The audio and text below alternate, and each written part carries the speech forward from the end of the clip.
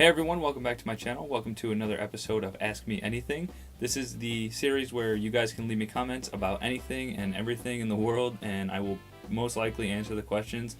Seeing as how I don't get an insane amount of questions, so I can pretty much go through all of them and answer each one of your questions as long as it doesn't, extend to be too many questions exactly. But let's go ahead and get right into it. And the first question this week comes from EV Trooper, and they ask, if I could make any battle pack, what would it be? So there's a couple different ways I want to answer this, and number one, it would be by saying I would make more than one battle pack. So my idea of this is where I would have a heroes battle pack and then a generic battle pack for heroes and villains. So I would do, like, in one heroes battle pack, it would be clones like Captain Rex, Commander Cody, probably Commander Gree, maybe Fox, probably those 4 clones for my heroes battle pack, and then a battle pack to go alongside that one for the good guys would be regular clones, just phase 1 or phase 2 clones, it doesn't matter which, just 4 generic, all white, no crazy printing or anything, just all white clones.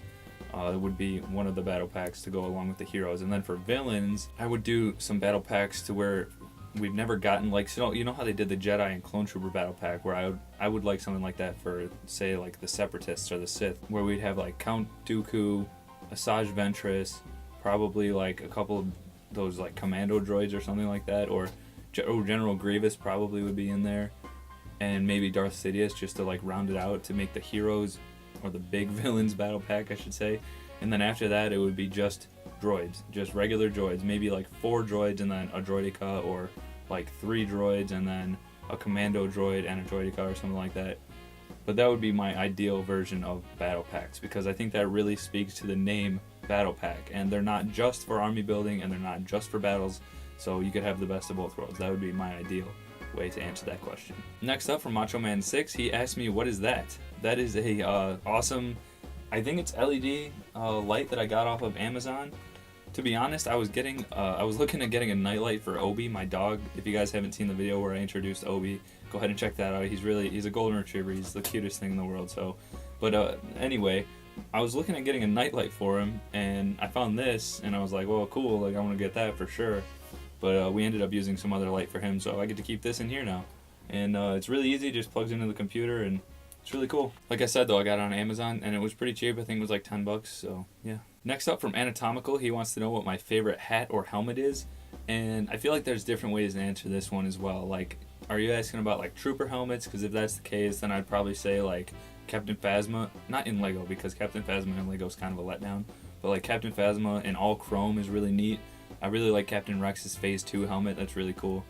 Other than clones or troopers in general, I'd say that the Rebel pilot helmet is so classic that it's probably one of my favorites. Anything beyond that, I'd probably say that any Mandalorian helmet looks really neat. I love the female version, how it curves around their eyes instead of it just being a straight line. I really like the way that looks. But yeah, as you can see, I've got some really cool helmets on my shirt here. All 3 of those are really cool. And obviously you got to give a shout out to Darth Vader. His helmet's really awesome as well. So I don't particularly have a favorite, but if I were to give my top ones, those would be it. Next up, from Thorak Videos, he wants to know a couple different things. One, what I think of them putting the spin-off movies on hold.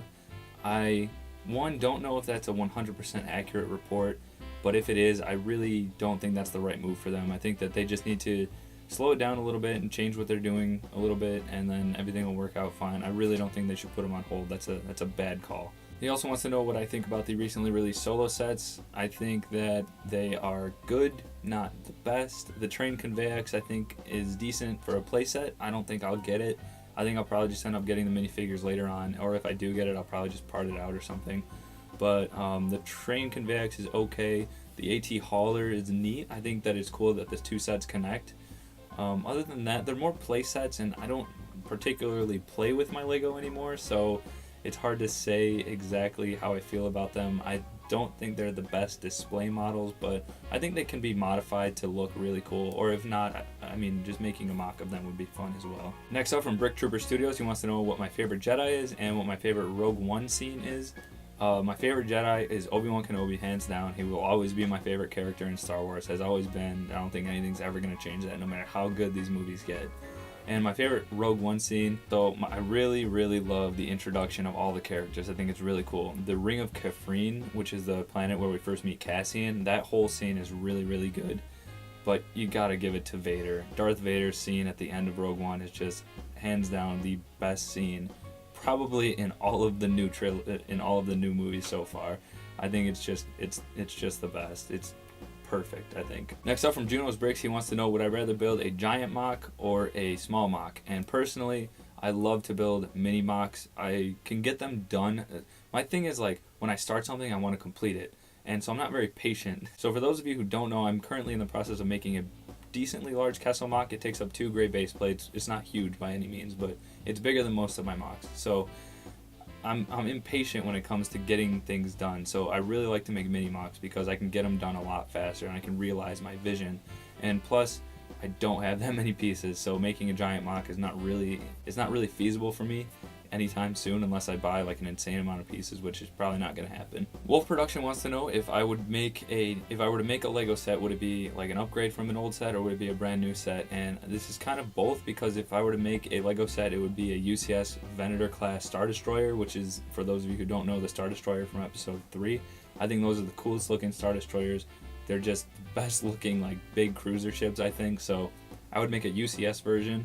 The reason that it's kind of both is because they made a playset of it, I think back in like 2009 or something like that, and it was okay, but a UCS version would just be fantastic. And I think you can modify the current UCS Star Destroyer, which came out in like 2003. You could modify that and make it into a Venator class, but at that point you might as well just make a mock and keep your regular Star Destroyer as it is. But I would definitely make a UCS Venator class Star Destroyer. Hard Hat wants to know what my favorite Star Wars creature is, and they mentioned it in their comment, that weird lizard thing that Obi-Wan rides in episode 3, right here.